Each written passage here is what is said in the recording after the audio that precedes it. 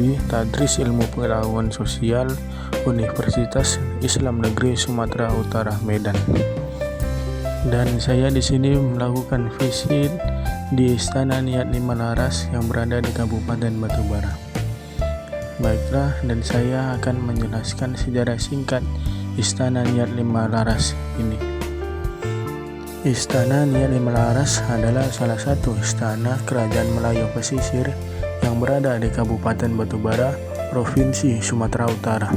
Istana Niat Lima Laras terletak di kawasan pemukiman atau perkampungan nelayan yang dibangun oleh Datuk Mat Yuda dari tahun 1907 sampai 1912, berawal dari larangan berdagang yang diterapkan oleh pemerintahan Hindia Belanda terhadap para raja yang ditentang oleh Datuk Mat Yuda.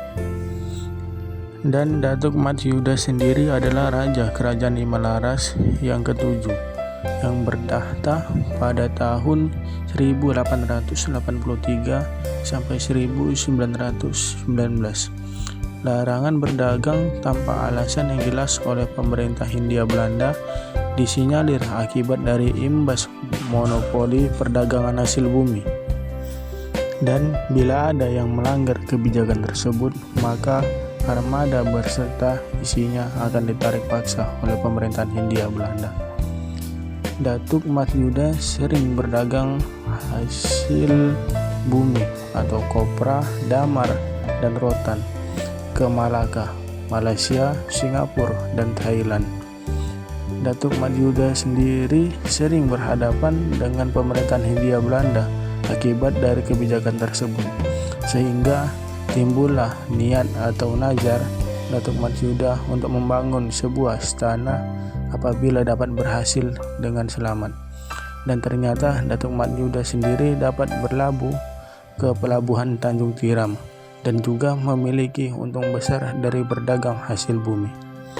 Dan di depan Istana Niat Lima Laras tersebut ada sebuah meriam yang pada masa itu dipakai sebagai alat komunikasi untuk mengumpulkan rakyat. Apabila meriam didantumkan, maka berkumpullah semua rakyat dari berbagai penjuru negeri untuk mendengarkan sabda dan titah dari Baginda Raja. Dan Istana Niat Lima Laras ini adalah salah satu peninggalan sejarah kerajaan di Batubara. Pembangunan istana ini dengan biaya 150.000 gulden dan pengerjaannya didatangkan tenaga ahli dari Cina. Saat melaksanakan pembangunan dipimpin langsung oleh Datuk Muhammad Yuda, dan beliau adalah Raja Kerajaan Lima Laras. Dan Datuk Mat Yuda sendiri bersama keluarga beserta unsur pemerintahannya mendiami lokasi istana sejak tahun 1883 atau awal perencanaan pembangunan istana, hingga berdirinya istana pada tahun 1912. Pada 7 Juni 1919, Datuk Mat Yuda Seri Diraja wafat yang sekaligus menandai berakhirnya masa kerajaannya.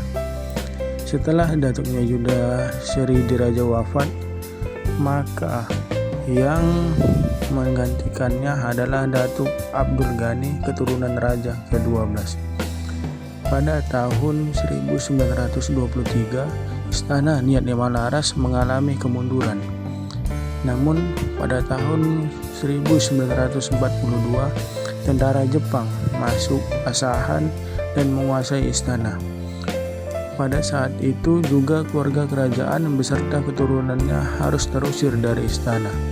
Kekuasaan Jepang di Indonesia sejak Maret 1942 hingga 1945 mengakibatkan keadaan yang semakin carut marut 3 hari setelah jatuhnya bom di Hiroshima.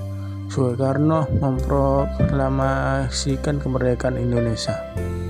Di saat yang sama pula diumumkanlah pemerintahan Republik Indonesia dengan Soekarno sebagai presiden dan Muhammad Hatta sebagai wakilnya. Dengan demikian, Dimulailah revolusi republik di seluruh wilayah Indonesia. Sebagian raja dan kesultanan dihabisi para kaum nasionalis dan bala tentara Jepang. Dan seni dan budaya Melayu dapat menjadi salah satu bahagian dari industri pariwisata dan ekonomi kreatif bangsa Indonesia. Masyarakat Melayu yang dikenal sebagai masyarakat terbuka, inklusif, mengutamakan ramah tamah, sangat tepat untuk menjadi garda depan masyarakat pariwisata dengan modal dasar sabta pesonanya. Sejarah seni ukir di tanah Melayu banyak terdapat dalam catatan-catatan sejarah, yaitu dalam Sejarah Melayu, di mana dikatakan seni ukir Melayu tradisi telah ada sejak 500 tahun dahulu. Perkembangan seni Istana Niat Lima Laras ini di masa kedua pemimpin, yaitu Datuk Mat Yuda dan Datuk Abdul Ghani, ialah salah satu gambaran yang mempunyai makna yang ada di kalangan masyarakat Batubara, serta memiliki unsur-unsur kesenian yang menjadi kebanggaan dan sekaligus menjadi identitas masyarakat tersebut. Perkembangan seni Istana Niat Lima Laras diungkapkan pada bagian seni yang dimana pada masa kerajaan para raja mempunyai rekat ajaran agama Islam.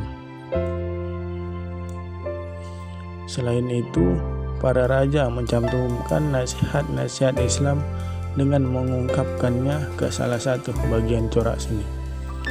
Namun sayangnya Istana Niat Lima Laras ini sudah tidak terawat dengan rajin lagi, dikarenakan banyak bangunan-bangunan atau tembok-tembok yang bolong seperti di depan pintu tadi.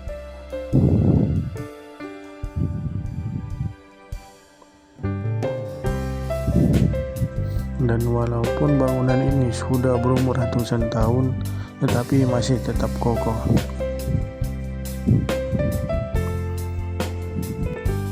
Dan tidak jauh dari Istana Niat Lima Laras ini, di belakang Istana Niat Lima Laras ada sebuah tempat pemakaman. Di mana tempat pemakaman ini adalah tempat pemakaman para raja, keluarganya, atau saudara-saudaranya beserta jajarannya yang dikuburkan atau dimakamkan di belakang Istana Niat Lima Laras ini. Dan di sini terdapat adalah makam raja, yaitu makam Datuk Mat Yuda yang dimakamkan di belakang Istana Niat Lima Laras ini.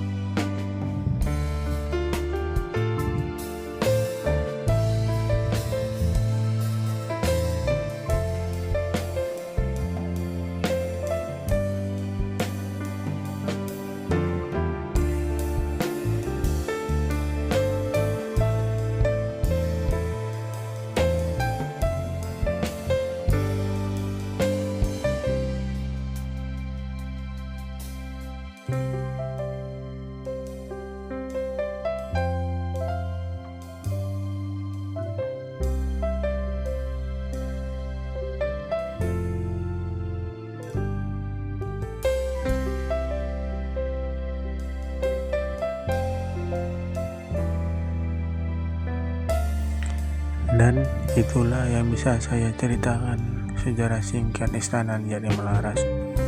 Kalau ada kurang dan salahnya saya mohon maaf.